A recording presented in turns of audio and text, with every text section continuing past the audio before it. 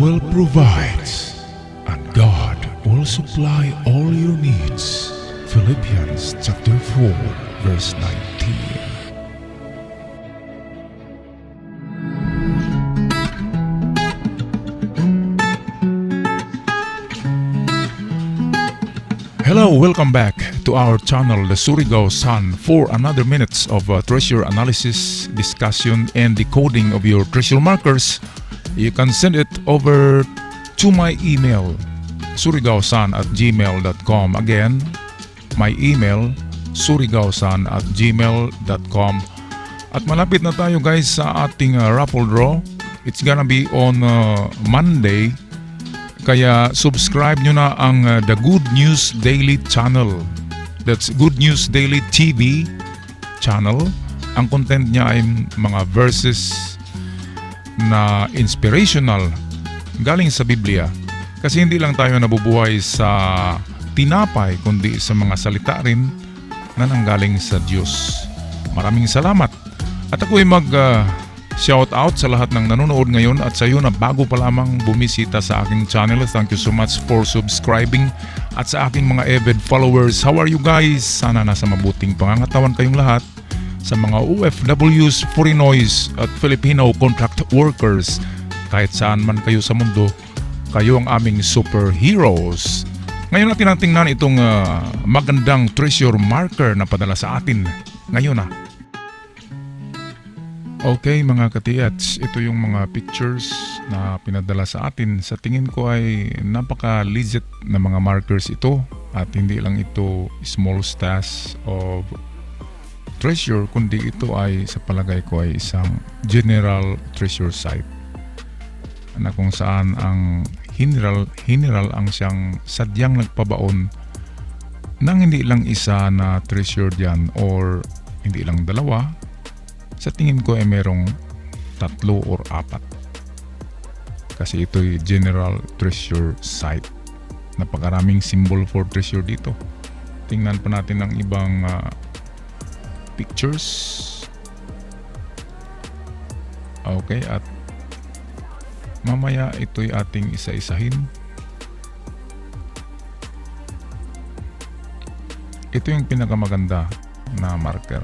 Ang dalawang mata na kung saan meron siyang tinitingnan na dalawang treasure digging spot.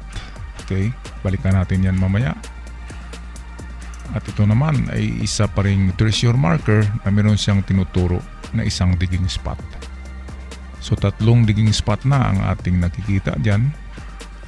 At ang bato na ito ay nagpapakita rin ng sign na treasure under sa distansyang 3 or 15 meters. Atin yan balikan mamaya. Okay, dito tayo mag-umpisa. Ito yung bato na merong mata. Nasa south siya. At ito yung bato na merong parang pointer. Parang dahon na sign. At kung atin i-cross ito guys. Ito kasi ay baliktad. Ang north ay nandito sa baba. So okay, ganyan na lang yan. Ngayon, kunin natin ang center. At kung nakita nyo ang center mismo, ay mayroong bato dyan. Pero mas nagduda ako sa itong i-close up na itong isa dito. Itong bato na ito, i-check nyo itong mga katiats. Kung sino man yung nagpadala nito, i-check nyo itong bato rito kasi makintab siya sa picture. Tapos parang kwadrado o rectangle siya. At siya lang yung medyo makintab tingnan. Kaya baka hindi natin alam. Baka ito yung central shaft o yung sa gitna na treasure. Kasi ganito yan. Kunin kasi natin ang gitna nito tapos atin yan i-cross. Okay, gagawa tayo ng cross. Ngayon south, north, and then pag ito'y baligtarin natin, ito yung west at ito ang east. Kaya ang unang gawin guys sa triangulation, kung ano ang distance nitong dalawang bato ito Sabihin natin ang distance niyan ay 10 meters. Okay, kung 10 meters ang distance niyan ay pupunta tayo dito ng galing sa sentro ay pupunta tayo dito ng 5 meters. Kalahati ng 10. Kung yan ay 10 meters na distance ang dalawang bato. Ganun din dito, 5. At i-check natin kung anong meron dito sa 5 na area. Ayan. Kasi meron pa niyang mga kasama na bato na naka-triangle yan. Ganito yan kasi. Parang dalawang triangle yan sa isang cross. Pwedeng merong bato dito at yan ay naka-triangle sa itong dalawang bato sa north and south. Nagaganyan yan. Tapos itong bato dito ay meron yan tinataguan na treasure. Kung meron man dyan. Ngayon sa kabila ay ganun din ang gawin natin. Sa 5 meters, nagaganyan din yan. Kinulayan ko yan ng iba. Meron din yung bato dito na nakatago. Minsan sa tagal ng panahon na baon na yan at ang makikita nyo lang ay yung tip, yung pinaka dulo lang ng bato na akala natin maliit na bato pero yun pala ay malaki sa ilalim ng lupa. Parang iceberg kasi yan. Merong mga bato na natabunan na ganito lang yung makikita sa ibabaw. Maliit lang sa ibabaw, ngunit sa ilalim pala ng lupa ay malaki yan, nakaganyan. Kaya very deceiving ang mga treasure markers. So ito yun guys, kung meron ditong bato, may posibilidad na sa gilid ng isang bato na ito ay nandoon ang treasures. Okay, at kung meron kayong detector, mas madali ang pag-detect ng mga treasure sa gilid ng bato. O kasi hindi ilalayo sa bato ang treasures.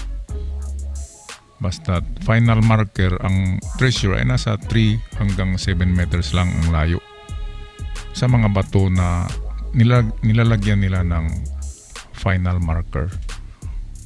Okay, at punta tayo sa ibang picture.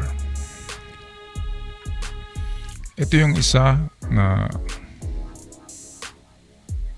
ito rin pala yung kanina. Okay, so laktawan natin yan. Ito yung baliktad. Yung north naman ay nasa itaas. So ganun din guys. Ito na yung bato na mayroong dalawang mata. So kung nakikita nyo ang direksyon ng mata na yan, ang isa ay papunta siya dito. Papunta siyang, lagyan muna natin ito ng ano guys, ng cross marker. Kulayan natin ng blue ang direksyon ng compass. So i-cross muna natin ito. Ayan. So nakuha natin ang center. Kung tingnan nyo guys sa center, meron na namang bato dito. I-check nyo ang bato na yan. Tingnan nyo ang baba ng bato. Ang ilalim ng bato, tingnan nyo kung baka merong tinatabunan lang yan or tinatakipan na itong isa pang bato na merong chamber. Okay, kasi minsan sa cross, sa ganito, ang treasure ay minsan nasa gitna ng mga nakatriangle na bato dito. Kung nakatriangle ito na bato, minsan ang treasure ay nandito sa gitna. At kung sa kabila naman ng triangle, ganun din, ang treasure ay nasa gitna. Kaya try nyo pag-check ang bato na yan na palagi kong napansin. Kada hanap ko ng crossing, ay nandiyan palagi ang bato na yan. So east na dito guys. Eksakto na ito. Standard na ito na posisyon ng compass. Ngayon ang isang mata nito guys ay letter C. At ang letter C sa tingin ko ay nakatingin sa east. Nakaganyan kasi ang C at ang target niyan ay ito na distance. So mayroong bato sa east. Hanapin niyo yung bato guys sa east na mayroong marka. Baka natabunan lang yan ng mga kugon grass dyan. Okay, at kung merong marka ang bato sa east, yun na ang final marker. At doon na kayo sa baba magbukay o sa gilid ng bato kung matagpuan nyo sa east. Okay, at itong isang mata dito guys, yung D, yung letter D na mata, nagaganyan. ang itong portion ng D dito, yan ang arrow na papunta rito. Papunta naman siya sa west. Ngayon kung napansin nyo guys ang west, ano ba ito? Na mga bato dyan. Yan ay mga naka-file. Sino ba ang gumawa niyan? I-search nyo sa history. Baka kapanahonan yan ng Hapon. So kung ganyan ang klaseng pagka-arrange ng mga bato naka-file, kaduda-duda na yan na mayroong kinatabunan dyan. Kaya i-search nyo ang wall na yan na gawa sa bato. Tinatawag yan sa architecture na Cyclopean walls. Okay, malalaking boulders yan na ginagawa na parang pader dyan. Okay, so try nyo pag-inspect dyan. Kunin nyo yung mga boulders at tukayin ang kanyang tinatakipan kung ano man yan nakatakip dyan or ano yung tinatago ng mga boulders dyan. Kasi yan ang tinitingnan sa tingin ko ng letter D o yung isang mata ng bato. Okay, so punta tayo sa mata ngayon para maklaro nyo guys. Ito na yan. Ito yung sinasabi ko na letter D. Kulayan natin ng pink ang ating lapis. Ito yung D guys. Nagaganyan yan, klarong-klaro yan. At meron siyang dalawang dot. Tingnan nga natin sa close-up. Ayan. D yan na nakaganyan na pagkasulat na D. Ayan. At ang D, ang direksyon ng D, tulad sa 7KD, kung naalala nyo yung pag-decode ko sa 7KD, yun ay recovered treasure na kung saan doon ko nakuha ang itong ibig sabihin ng D sa 7KD, na ang D pala ay nagtuturo ng treasure sa distance na 5 to 7 meters. Okay, at kung hindi yan 5, nasa 7 ang letter D. So ang ibig sabihin yan, paliitin natin to. Ang mata kasi guys ay kung saan nakatingin yan ay nandoon ang treasure. Ngayon itong mata na ito ay mga kakaibang mata kasi mga litra ang nakasulat. Okay, at itong distance na to, this can be 2 meters or 10 meters. Ang dalawang dot, pwedeng 2 meters, so pwedeng hakbang ka lang dito ng 2 meters at mag-test dig. Ngayon pwede din yan 10 papunta rito. Ngunit sa ating standard distance ng letter D, ang D ay 5 to 7. So meaning to say nasa gitna lang ng itong 2 to 10 meters, nasa gitna ang 5 to 7, nandito yan, banda. So hindi na tayo lalagpas pa sa 10, 10 lang ang pinakamalayo. At sa kalagitnaan ng 2 at, okay, kulayan natin ng iba. Sa kalagitnaan ng 2 at 10 meters, nandito na ating final hukay na tinuturo nitong D, which is distance ng D ay 5 to 7 meters. So tatlong digging itong test dig sa letter D. Okay, at kung napansin nyo ito guys, ito yung nakanganga. Kung nakanganga yan, kung saan yan nakaharap ay nandun ang item. So eksakto, dito siya nakaharap. So ganyan ang pag-decode natin sa letter D na mata. Ngayon punta tayo sa isang mata, which is letter C. At ang letter C, alam naman natin na treasure beside the rock. Pag nagaganyan niya na C, ang treasure ay sa banda rito. Okay, so medyo naka-island siya kunti. So ang treasure ay nandoon. Medyo papunta siya ng northwest. Kunting angle lang at papunta siya ng, kung napansin nyo guys, nagaganyan ang C, so papunta siya doon. Hindi siya eksaktong straight going to west. Naka-angle siya ng, tingnan natin, mga 15 degrees west to north or northwest, 15 degrees. Okay? At kung meron kayong metal detector, mas maganda kasi ma-detect nyo kaagad ang mga metal sa bundok na yan. Parang metal sa gilid ng bato. Ngayon, i-close up natin itong mata para hindi tayo maguluhan. Ito. Ayan, klarong-klaro na yan.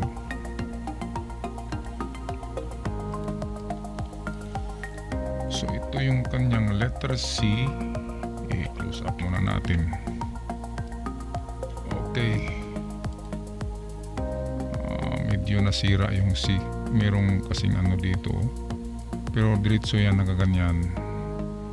And then meron siyang visible na dalawang dot. Tapos may isa dito. Tama ba ko niyan? Isa, dalawa, tatlo. Ulitin natin.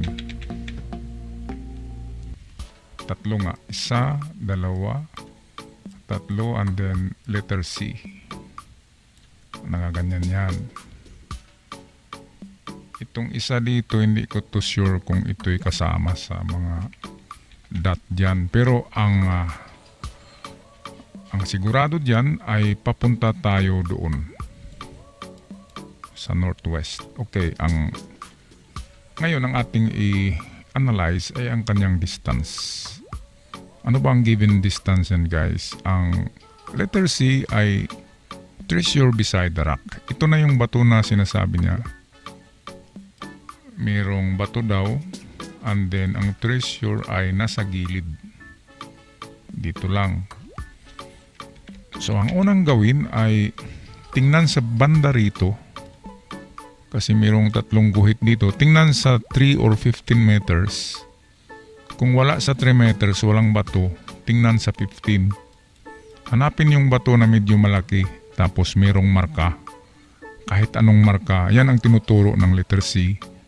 At doon maghukay sa bato na yan, beside, dito sa gilid ng bato. Beside the rock. At facing east. So kung ito yung bato, dito kayo maghukay, guys, sa nakaharap sa east. Okay? Yan ang unang option. At kung wala, sa opposite, sa west. Alright. Bakit ba palaging east ang ating pinakaunang kung maghukay tayo, guys? Ang east kasi yan ay hindi nawawala. Palaging nandyan ang east. Kaya yan lang ang tanging palatandaan nila noong magbaon sila na wala silang dala ng mga kompas. Ang east lang ang hinahanap nila at na-estimate na nila kung nasaan yung opposite direction na west, north, and south. Basta't matagpuan ang east, matagpuan mo rin ang tatlong iba pang direksyon.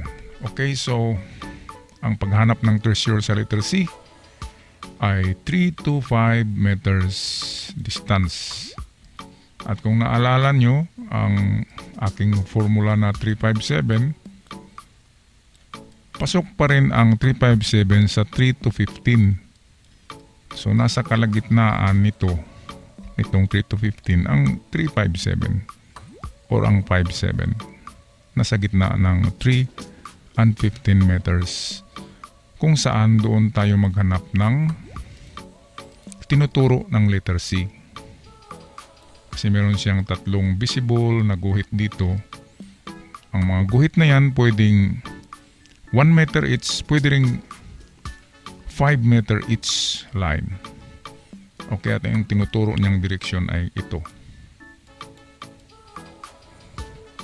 Okay, so hanap tayo sa 3. And then kung wala sa 15 meters. At kung wala pa rin sa kalagitnaan ito, ang 5 and 7. Okay, at kung walang bato, test dig lang kayo diyan ng 2 meters. Pero kung merong bato, beside the rock. Okay, kasi ang sign na C, ang treasure niyan ay beside the rock. Pero sa paghanap, unahin dito sa gilid kung saan nakaharap sa east, nakaharap sa araw. Okay? At kung bandang hapon ay nasa west na yung araw, di ba? So sa umaga kayo maghukay para makuha niyo ang direksyon ng east. Okay, ganyan yan. Ang letter C ay nagsymbolize kasi yan ng bato. Ang bato kung nakaganyan ang C and then may tuldok sa gitna, yan ay mismong treasure under the rock. Pero kung nakatagilid ang rock or C, tapos nandito ang dot, yan ay treasure beside the rock. Sa direksyon na dito papunta. Okay guys, so punta tayo sa ibang treasure marker. Napakarami kasi nito. Imposibleng wala kayong matagpuan dito guys. Bigyan nyo lang ito ng mahabang panahon. Ang isang treasure marker dyan ay bigyan nyo yan ng isang linggo. So meron tayong 3 magandang marker dito. So abutin kayo ng 1 buwan dyan. Huwag nyong madaliin kasi walang nakukuha sa pagmamadali. Pinaplano kasi yan, tapos kailangan yung ating kondisyon sa katawan at pag-iisip ay palaging malinis, kasi kung blurry or medyo magulo ang isip natin, papasukan niya ng mga masamang espiritu at lalong hindi niyo matagpuan ang item kasi kayo'y ililigaw niyan. Kailangan lang dyan ay malinis ang puso. Before hukay or mag-excavate ay ang gawin nyo guys ay mag-offer kayo ng panalangin sa mga nakatira dyan na mga invisible elements at hingiin nyo ng taos puso ang treasure na kailangan gamitin nyo sa mabuti kung matagpuan para ibibigay nila. Okay? Alright, so patuloy tayo. Ito'y napakagandang treasure marker to guys. Kita nyo kaagad dito, mayroong kaagad distansya papunta dito. Ito ay arrow symbol yan. At ito ay treasure, yung parang letter T na nagaganyan. Nako, napakagandang treasure sign yan. Ito ay distance, 2 guhit. This can be 2 meters or 10 meters. May iksi kasi. And then itong bilog dito, ito ay treasure. At kung saan nakalagay ang bilog ay palaging nasa hulihan ng arrow. So kung i-translate natin sa arrow ang sign na ito, itong bilog ay nandito. At ang treasure ay itong parang lapis dito, ito. Ito yung kanyang direksyon papunta doon. At ito ay distance na 5 meters ang isang tuldok. Okay, so ito yung ating final distances dito. Ito yung ating arrow at meron siyang kasamang treasure sign. Yung mga ganyan. Okay, that is treasure sign. At ang ating distance na binagay nitong dot ay 5. So punta tayo dito ng 5 meters. Example, ito yung 5. At kung wala sa 5 meters ay kunin natin ang distance nito. Itong 2 guhit. This can be 10 ang 2 guhit or pwedeng 2 meters lang. So 3 ang ating digging site, pero ang unahin natin ay 5 meters ang unahin, and then pangalawa na ang 10 meters distance at pangatlo panghuli ang 2 meters. Okay, ganyan lang ang diskarte ko dyan sa ganyan. Pero kung meron kayong ibang diskarte dyan guys, kung wala sa akin sinasabi na 2, 5, 10 papuntang east, kung wala dyan ay of course pwedeng reverse. Kung wala dito sa east, pwedeng reverse. Ganun pa rin ang mga distances, 2, 5, 10, 2, 5, and 10, pero opposite na papuntang west. Kasi napakaraming itong mga treasure na nakuha sa opposite direction. Tinatawag nila yan na mirror image map. Kasi ang karamihan ng mga mapa ng emperor ay mirror image lamang. Yung binibigay nila ay baliktad. At ang tunay ay nandoon sa emperor lamang at sa kanyang pamilya. Okay, so ito. Ano ba ang kahulugan nito guys? Ito ay treasure under. Papunta ang treasure dito niyan. Ang totoo niyan, ang treasure ay under this rock. Okay? Nandito yung dalawang ano niya ito. Ito yung mga pinaka-importante. At bakit nasabi ko na under? Kasi meron siyang dalawang stopper sign. Meaning hindi ka nalalabas dyan kasi yan ay mga stopper. At ang tendency ay pupunta ka na rito. So papuntang west. Make that east. Papuntang east ang ating pagtukoy ng itong treasure. Ang distansya niyan, yan ang itong nandito sa likod niya. Merong mga dot dito. Hindi natin to matukoy kung lahat ba yan ay legit. Sa tingin ko itong isa dito ang legit. At ito ang nagsasabi na merong treasure. At ang treasure ay under this rock. Pwedeng adjust lang kayo ng 2 meters. Okay? So 2 meters papunta dito. Dalawa din yan kasi dalawang guhit yan.